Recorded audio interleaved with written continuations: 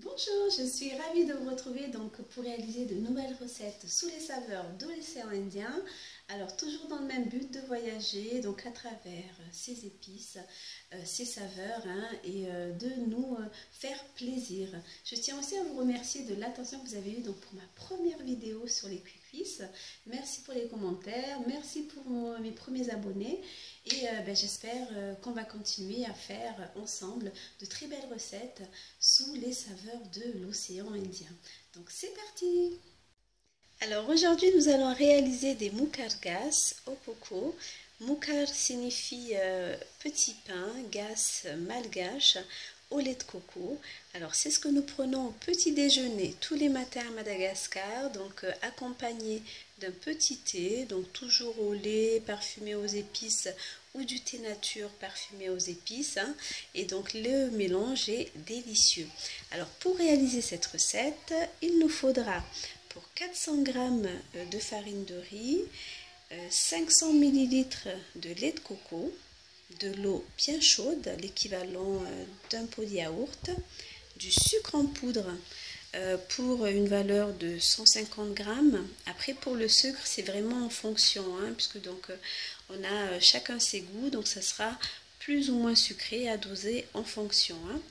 Alors de la farine de blé, donc l'équivalent de 60 g ou 2 grosses cuillères à soupe. De la levure boulangerie. Alors là j'ai pris une levure rapide, parce que le but c'est de cuisiner simplement et rapidement. Un œuf et donc de l'huile pour la cuisson. Après bon ça il n'y a pas de valeur, ça sera toujours en fonction. Et pour finir, donc l'épice que nous allons utiliser aujourd'hui, donc c'est toujours la cardamome, donc pilée, l'équivalent d'une petite cuillère, ou alors des graines que vous allez donc piler vous-même. 3 graines suffit parce que c'est très parfumé. Voilà, donc nous allons commencer donc la préparation. Voilà, donc nous allons mélanger tous les ingrédients. Donc toujours pareil, une fois avoir lavé donc vous-même, parce qu'on va mélanger donc de manière traditionnelle. Donc là nous avons mis donc la farine de riz. Nous allons mettre donc la farine de blé, la cardamome.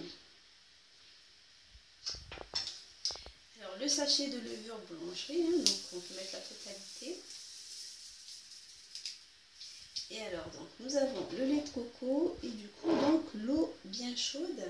Alors on va verser un petit peu d'eau dans le lait de coco, donc ça permet d'augmenter la température du lait de coco et c'est ce qui permettra à la levure donc de pouvoir faire monter la pâte. Donc c'est vraiment le but de réchauffer un petit peu le lait de coco. Donc nous allons donc mélanger. Là je suis en train de mélanger donc tous les ingrédients pour que tout s'incorpore ensemble. Et voilà, donc regardez au niveau de la pâte ce que ça fait. On va rajouter le reste du lait de coco pour que la pâte soit plus fluide et ça permettra donc d'avoir une pâte homogène. Voilà, donc la pâte est fluide et homogène, donc elle est prête à aller au repos. Voilà, la pâte est prête, nous allons la mettre au repos pendant 1h30 à l'abri de l'air. Et pour ma part, ce sera donc dans le micro-ondes. Voilà, notre pâte au bout d'1h30, donc elle est montée, vous le voyez parce que voilà, donc il y a des petites bulles.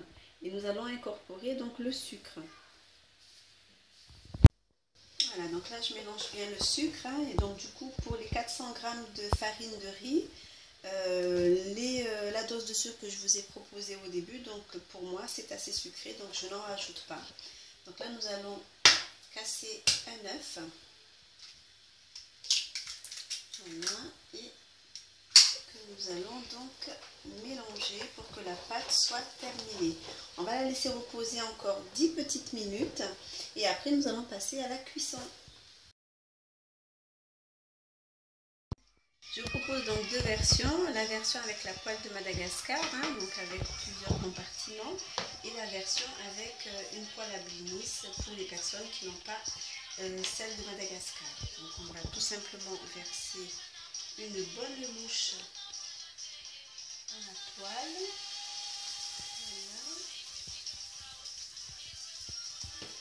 Voilà. les autres dans chaque compartiment.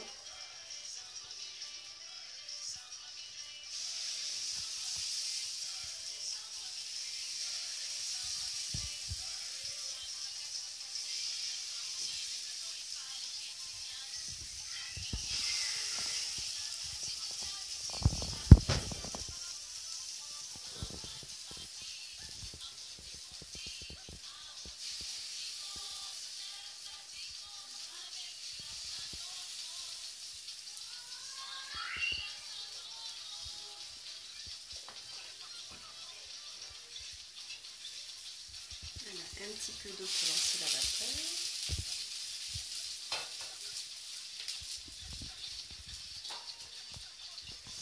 Et on couvre la cuisson. Voilà, donc là on va les retourner. Hein. Là vous voyez bien, donc ça n'adhère pas, hein, donc ça se tourne facilement. Voilà. Le but c'est de faire dorer, donc chaque côté, hein, que ça soit homogène. Voilà. Et celui-ci, hop.